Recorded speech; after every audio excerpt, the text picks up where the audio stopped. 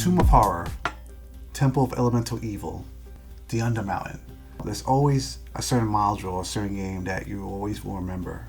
Personally, I love modules. I love the materials that they bring. I think, in my opinion, the best modules came out during the second edition era of Dungeons & Dragons. You know, you got your maps, your NPCs. I've had the pleasure of bringing with me here. Yes, Alphinius Goo, at your service, sir. Yes. Alphinius Goo, yes. My real name's Kim, but we'll stay with Alphinius, for a while at least. And together we're going to talk about The Darkest Dream, Chapter 1 of the Red Star Rising campaign.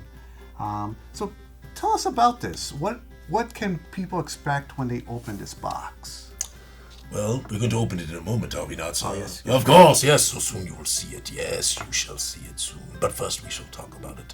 It has a carnival setting, which I enjoy very much. As I gushed about before, I love the fact I love campaigns that are very different, and there's not too many campaigns that I've played.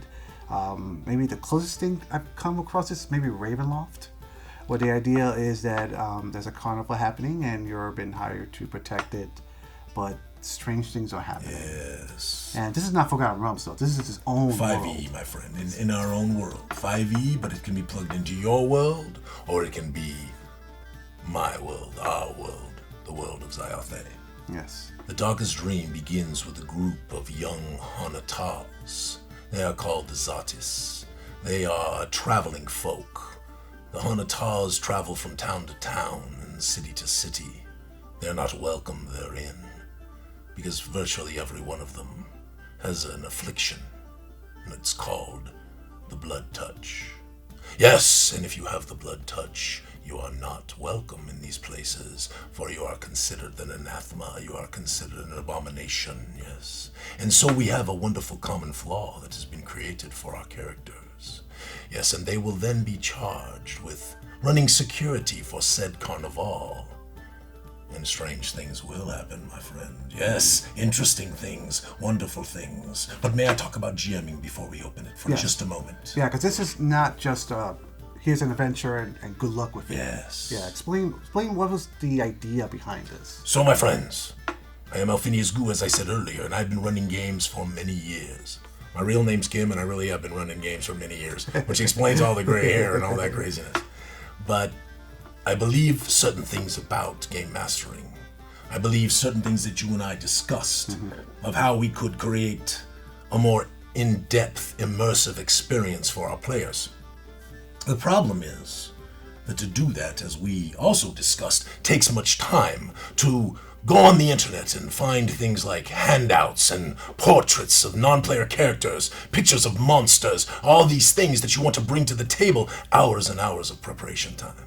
Then on top of that, sometimes you have to fill in many gaps if you purchase some kind of an adventure where there are holes and things that you have to make up and put together. Some of us enjoy that.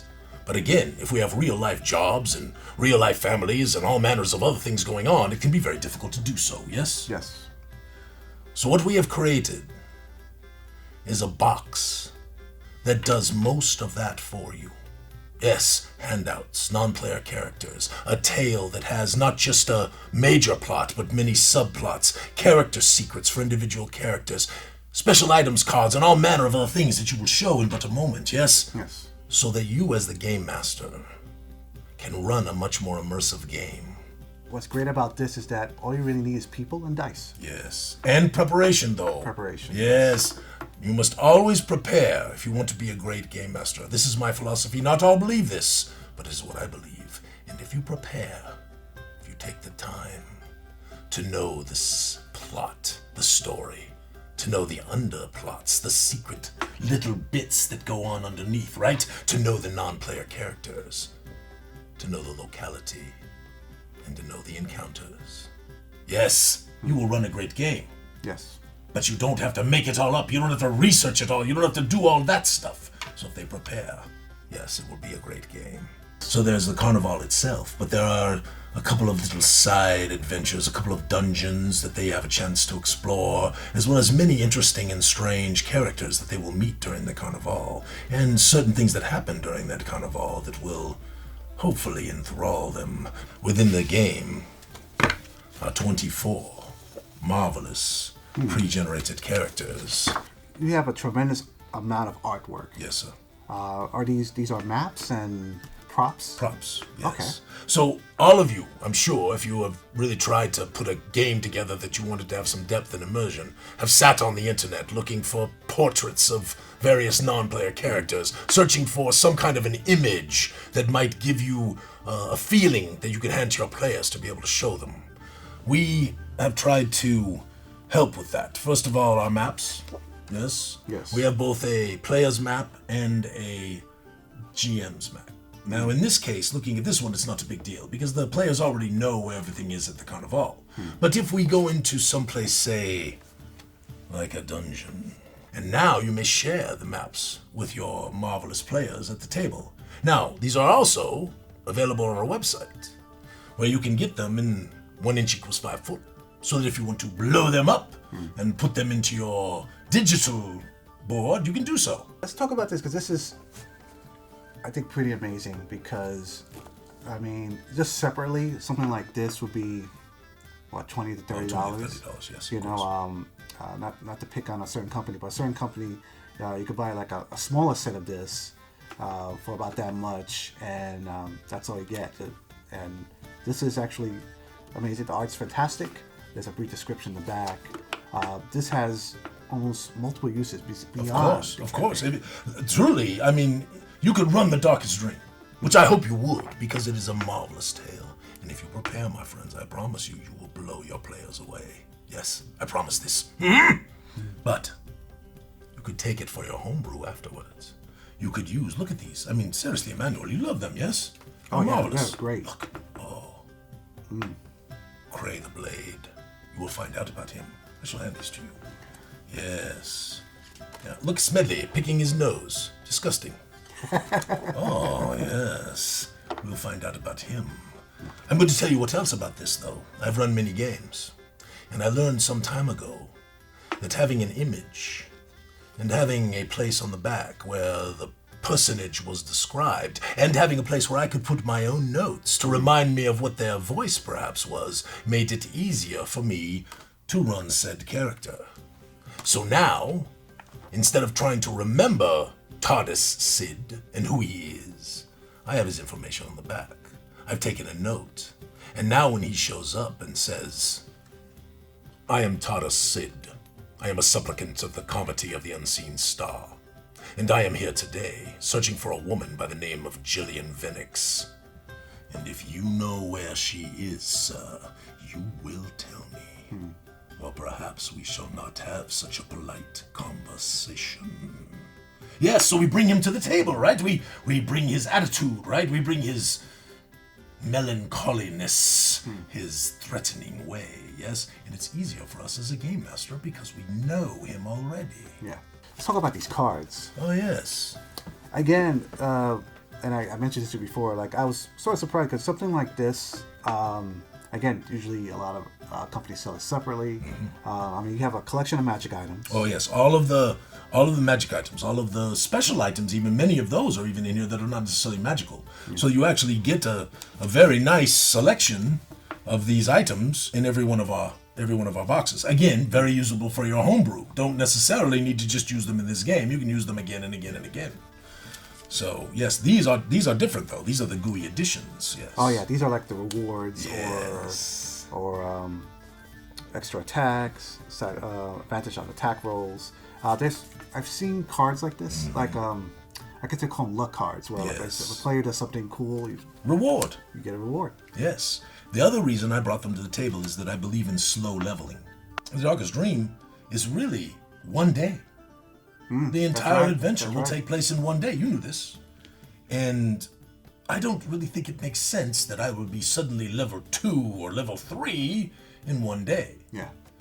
Also, I like extending what I consider to be the better levels, which is sort of this 2nd through 9th time frame, because as we all know as game masters, high-level campaigns can be enthralling and wonderful, but they're also very hard to run. They are very challenging because you have players with so much right there, right? And you got to challenge them back with a lot more of your own, right? And combats can be very long and there can be very involvedness. So this mid-range of levels, I think, is the best for savoring. And so we slow them down quite a bit. Yeah. But as people like to level, they like to be rewarded for their activities. Yes, they like to be rewarded for their excellence, for things that they do. And that was the genesis of GUI rewards. And they could even get a fate point, yes? And you know of this, Emmanuel, yes? So they are about to go down. The ghoul is right there, and the last player is up. And he reaches up with his talent fingers, yes? And he strikes at you, yes? And he strikes you right in the neck. And it's over. But no. Game Master, I have a fate card. He misses my neck. And there you have it. And people love that. Yes, they do. I mean, I know it because I see it happen when I play. Now, even though this takes place on one night, there's enough adventure here you could play multiple times. Oh, this is for a very fast group, this is 20 hours of gameplay. For an average group, it's going to be 25, 26. And if you're me, it's going to be 30 hours of playtime. I tend to bring things out a little more nuancy and a little more mystery, and so there's more thinking that tends to go on at my table. So it's a good value in terms of amount of time play as well. You're going to get 4 or 5 sessions at the low end and 6 or 7 possibly at the high end. Unless you're short sessions, then you get many more. So I know you explained the maps already. Yes. But let's talk more about the props and the other handouts that you have here. Yes.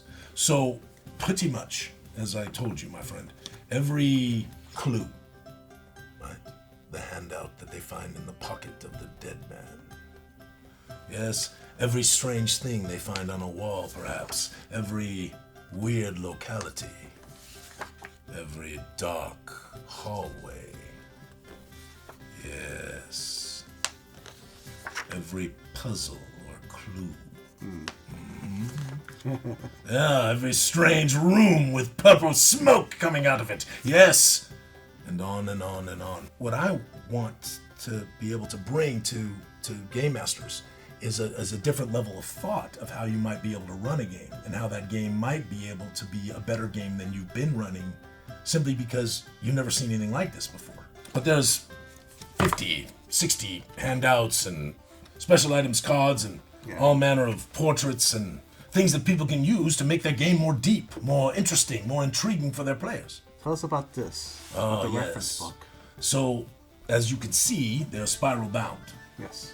Now, we have all lived behind a screen, unless we do digital. Yes? Behind a screen, unless we do digital. And we've all had these books that are perfect bound, and we try to set them behind our screen, and they close shut on us. Or worse still, we spend $50, $60, $70 on this book, it cracks the back, yes? And our pages come falling out, and it's... You know, yes? Oh, yeah. Yes, I've lost a lot of books that way. It's terrible. It's heartbreaking. You spend all that money. But beyond that, we also know that a single book, you have combat stats in the back, you have the adventure in the front, you have pictures of NPCs on certain pages and all this kind of stuff. And so now you have to either make photocopies of the book, which again breaks the back of your book, or try to go through all the rigmarole of trying to get those handouts so people can be able to look at them. You don't have to do that here, yes? You see it. But it's more than that. Because functionality is critical if you're going to be a great GM. You have to be able to do things quickly, or else the table gets bored. Yes. So the adventure is structured so that every handout is shown right here, yes? So that all the handouts are right there, so you know them, you know which they are. They're also numbered, you'll be able to pull them out. But even more than that, as you can see right here, see the little box? Yeah. That little box is a battle stat. And inside the GM reference book are all of the battle stats. Okay. And so when you are behind the screen, you set it down just like this. You have your adventure. You have your battle stat. You run the encounter, and you're done. No flipping back and forth, no looking all over the place, but it's even more than that, because you know this, Emmanuel. You know that you and I and GMs all over the world have to adjust encounters. But the GM reference book has all manner of other items and ideas and concepts. It's got one of my particular favorite things that I have believed for many, many years. Not so random encounters. Yes, the NSREs. Because, my friends, as you know if you are a game master, for the most part, random encounters are stupid. Yes? You end up with the bear in the frog temple. Or you end up with some kind of a strange undead creature in the middle of the cloud giant's kingdom. I don't understand these things, but this is what happens. Yeah. Don't do random encounters anymore. Be done with it. Put encounters into the game that make sense, that are right, that are appropriate. And they don't always have to be combat. No, they can be interesting little tidbits, strange little happenings, bizarre little circumstances, or little clues. Yes, all of these things raise the energy at the table, which is why we have 3 kinds of NSREs. We have lethal ones, non-lethal ones, and little things we call gooey additions. Yes, which are marvelous. Yeah, which is great that your game or this module allows you such flexibility. Of course. Because like you said, you have different parties, you have different groups playing this game. Like I probably for newcomers, I would do probably the non-lethal ones. Yes. Because they're not ready for that. But a certain game group that I played with for about 20 years could use a little lethal. Who are a little more like Navy SEALs than they are like bumbling buffoons, yes? Or both. Oh, both. Yes, of course, that's sometimes. We have seen that, yes, they are both. Some of the stuff separately would be $20, $30, and there's some really expensive modules out there. But right now, this is less than $50 right now. Correct. Right now, actually, you can go onto our website until we run out of the last printing job, and you can buy for, I believe it's $40. You can buy the physical version and get free shipping right now. Okay. At Gooeycube.com? Gooeycube.com, yes. Excellent. You can spend $45 and get the box and the digital version and still get free shipping. Wow. Gooeycube.com.